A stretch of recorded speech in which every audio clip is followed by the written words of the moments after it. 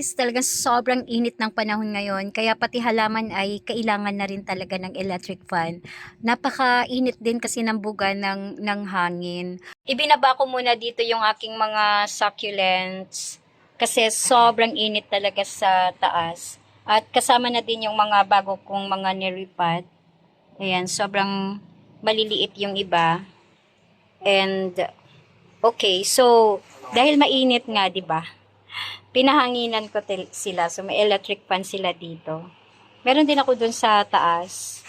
Ito sa baba. Pero wala na sila sa bubong.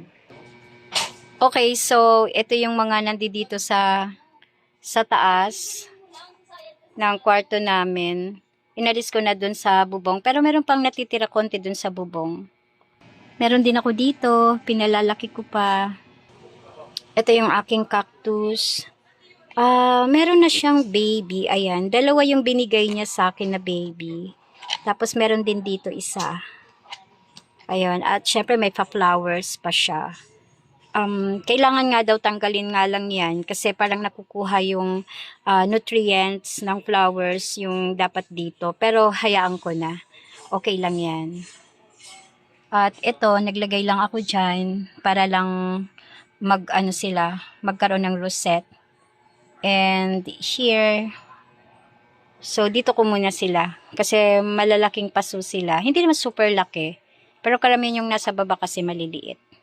Ito na lang yung mga naiwan ko dito sa bubong, yung mga bago kong mga tanim, pero mainit kasi, pwedeng maluto pala yung mga roots nila sa sobrang init, kaya baka ipasok ko na din. Grabe, sobrang tindi kasi talaga ng araw. Tingnan nyo naman yung scrub suit ko. Tuyong-tuyo kasi mamaya may home service ako. Grabe oh, ganda ng araw. Ang init-init, masarap magpatuyo.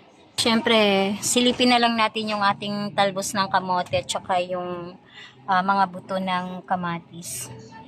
Kasama na rin sila sa inaalagaan ko. Grabe, tindi ng init. Mainit yan pag aapakan mo yung yero.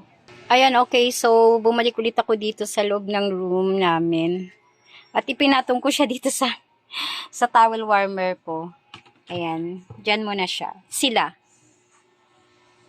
At okay, ito. Ayan. I-ready ko mamaya. Magwiwisik-wisik ako para dito sa mga maliliit ko. Okay, so that's all for today.